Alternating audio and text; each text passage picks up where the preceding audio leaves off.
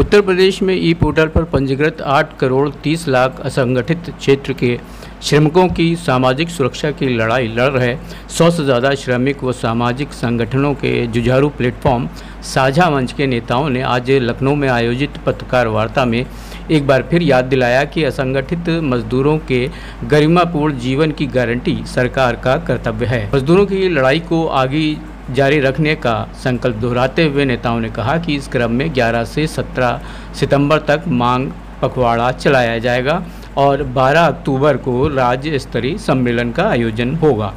असंगठित क्षेत्र के मजदूरों की इस लड़ाई का खाका बताते हुए एटक के प्रदेश महामंत्री चंद्रशेखर और वर्कर्स फ्रंट के प्रदेश अध्यक्ष दिनकर कपूर ने मीडिया को संबोधित किया। चलिए उन्हें सुनते हैं। मेरा नाम दिनकर कपूर है, मैं वर्कर्स फ्रंट का प्रदेश अध्यक्ष हूँ। हम लोग असंगठित मजदूरों का जो साझा मंच है, जो प्रदेश के करीब 100 ट्रेड यूनियन और सामाजिक संगठनों को मिलाकर बनाया गया है, उसकी तरफ से आज यह पत्रकार वार्ता हम कर रहे हैं। हमने ये सवाल उठाया है कि भारतीय जनता पार्टी और उसकी सरकार पूरे देश में और विशेष तौर पे उत्तर प्रदेश में बड़ी चर्चा लाभार्थियों की कर रही है। भाजपा का ये कहना है कि 2024 का चुनाव जीतने के लिए वह लाभार्थियों से घर घर जाकर संपर्क करेगी और लाभार्थियों को जो योजनाओं का उसने लाभ दिया है उसको चुनावी वोट में वो तब्दील करेगी। हमारा ये कहना है कि अगर भारतीय जनता पार्टी अपनी इस घोषणा के प्रति ईमानदार है तो उसे प्रदेश के जो ई श्रम पोर्टल पर दर्ज 8 करोड़ 30 लाख मजदूर असंगठित क्षेत्र के पंजीकृत हैं, उन्हें लाभार्थी घोषित करना चाहिए और उन्हें आयुष्मान कार्ड, प्रधानमंत्री आवास, 5 लाख का दुर्घटना बीमा, 5,000 रुपये पेंशन, पुत्री विवाह अनुदान, मुफ्त शिक्षा और कौशल विकास की योजनाएं उनके लिए चालू करनी चाहिए। इन मांगों पर हम 11 से 17 सितंबर को पूरे प्रदेश में मांग पखवाड़ा मनाएंगे, जिसमें 15 सितंबर को लखनऊ के उप श्रमायुक्त कार्यालय पर 1 दिवसीय धरना देके मुख्यमंत्री जी के नाम मांग पत्र भेजा जाएगा और 12 अक्टूबर को हम लखनऊ में राज्य स्तरीय सम्मेलन करेंगे। हमने सरकार से कहा, मोदी जी को हम सुन रहे थे, उन्होंने कहा, मोदी जी ने कहा कि कर्तव्य काल, ये जो अमृत काल है, इसको हम कर्तव्य काल में बनाएंगे।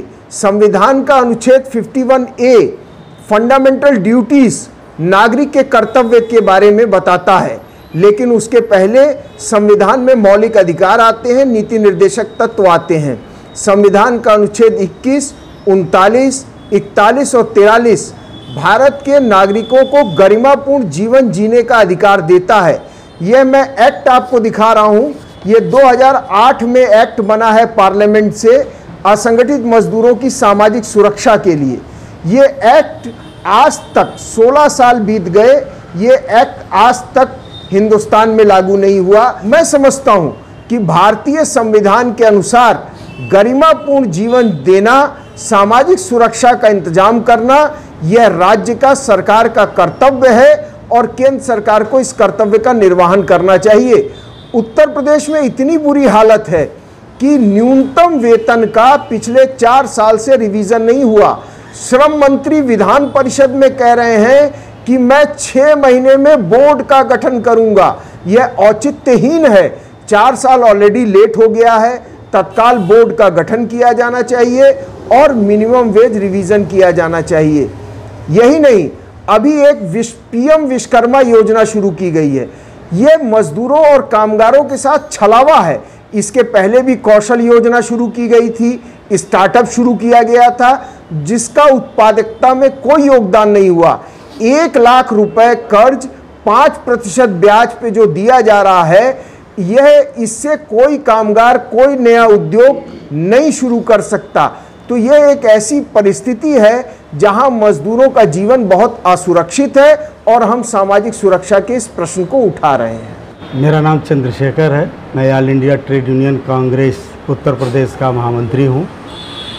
और आज साझा मंच के बैनर तले, जिसमें प्रदेश के लगभग 100 संगठन, श्रमिक संगठन और कुछ सामाजिक संगठन हैं, जो मिल कर के जैसा कि दिनकर कपूर जी ने कहा, एक अभियान हम चला रहे हैं कि जो 8.5 करोड़ जनता जो ई श्रम पोर्टल पे पंजीकृत हैं, इनको जो नियम के बने हैं, कानून बने हैं, वो नियमावली पे लागू की जाए। साथ में बहुत से ऐसे श्रमिक हैं असंगठित क्षेत्र में जिनको अभी तक श्रमिक का दर्जा नहीं मिला, जैसे कि घरेलू कामगार हैं, घर खाता कामगार हैं, जो जरदोजी के चिकन वर्क में और सब काम करते हैं, उन लोगों को श्रमिक का दर्जा नहीं मिला। इस संबंध में 2 दिन पूर्व हम लोगों ने पूरे प्रमुख सचिव श्रम अनिल कुमार तृतीय जी से मिले और उनसे मिल कर के अपना प्रत्यावेदन दिए कि असंगठित सामाजिक सुरक्षा बोर्ड की जो नियम्स हैं उसके तहत मिलने वाले लाभों को प्रदान किया जाए। तो वहाँ पे तत्काल बैठी हुई थी निशा अनंत जी, बीओसी बोर्ड की सेक्रेटरी। उन्होंने कहा कि आप लोग भवन निर्माण से संबंधित जितने भी कामगार हैं, इनके बारे में पहले उनसे बात करिए और उसके बाद अगर नहीं कुछ होता है तो पुनः मुझसे आकर के मिलिएगा। इसके पहले भी हम लोग मिल कर के उनसे बात किए, वार्ता भी हुई, लेकिन कोई चीज़ धरातल पे अभी नहीं आ रही है। अभी सभी श्रम संगठनों ने मिल कर के 9 और 10 अगस्त को महापड़ाव पूरे हिंदुस्तान में किया। हम उत्तर प्रदेश में श्रमायुक्त कार्यालयों पर किया, लखनऊ में भी हज़ारों की संख्या में हम लोग एकत्र होकर के महापड़ाव कार्यक्रम को किया। 2 दिन का धरना प्रदर्शन चला, लेकिन सरकार के तरफ से इस पर किसी प्रकार की कोई सकारात्मक अभी बात नहीं हुई। माननीय प्रधानमंत्री जी ने लाल किले के प्राचीर से भी सिर्फ वो अपने लिए ही कहे कि अगले मैं साल पुनः झंडा फहराने के लिए लाल किला पर आऊँगा 15 अगस्त को, और मैं सभी के साथ, सबके साथ सबके विकास की बात करता हूँ। कहीं पर किसी श्रम संगठन के बारे में, किसी मजदूरों के बारे में या किसी मजदूर के योजनाओं के बारे में कोई बात उन्होंने नहीं किया। सिर्फ उनका बीजेपी का एक एजेंडा चला कि घर घर जा कर के हम लोग उन्हें विश्वकर्मा पूजा के दिन 17 सितंबर के दिन उनको हम लोग समझाएंगे कि आप विश्वकर्मा जी के औलाद हैं, आप लोग विश्वकर्मा पूजा करिए, और एक विश्वकर्मा का दिवस के रूप में कोई कार्यक्रम लाएंगे कि उनको हम योग्य बनाए, वो काम करें। लेकिन जैसा कि दिनकर कपूर जी ने कहा कि इसके पहले भी स्टार्टअप और तमाम इन्होंने लाया, वो सारी योजनाएं फेल हो गई। आए दिन पेपर में निकल रहा है कि लोगों ने छोटे छोटे उद्योग लगाए, लेकिन वो सफ़र नहीं कर पा रहे हैं। कुछ आत्महत्याएँ भी हो रही हैं, वो कर ले रहे हैं, वो कर्ज में डूबे, वो पैसा नहीं जमा कर पा रहे हैं, उनके उद्योग नहीं चल पा रहे हैं। बड़े बड़े पूंजीपतियों को ही ये सारा बढ़ावा मिल रहा है, अडानी, अंबानी और अन्य लोगों को, जिसमें छोटे जो लोग 1-2 लाख रुपए का अगर कर्ज लेकर के कुछ करना चाहें, उन्हें कुछ नहीं होगा। पहले अभी कोरोना काल में सरकार ने 15,000 रुपया सभी रेहड़ी पटरी दुकानदारों को दिया, ठेले वाले को दिया कि आप लोग लीजिए 10,000 15,000 रुपये और अपना व्यवसाय करिए। लेकिन 10-15 हज़ार रुपये वालों का 18,000 20,000 रुपया पड़ गया मैं ब्याज के, और आज के ज़माने में 10,000 रुपये का एक चाय का ठेला भी नहीं आ सकता है। तो ये लॉलीपॉप दे करके मज़दूरों को लुभा करके वोट की राजनीति करना, ये श्रमिकों के साथ बहुत बड़ा घुटाराघात है। कहना आप ये चाहते हैं कि आपको प्रधानमंत्री जी के वादों पे कोई भरोसा नहीं? कोई भरोसा नहीं है। कोई ठोस नीति लें, कानून जो एक्ट बना है उसके तहत लाएं और मज़दूरों के प्रति नई जो योजनाएं हैं, उनके शिक्षा का, उनके स्वास्थ्य का पूर्ण व्यवस्था करें, तभी मज़दूरों का भला हो सकता है।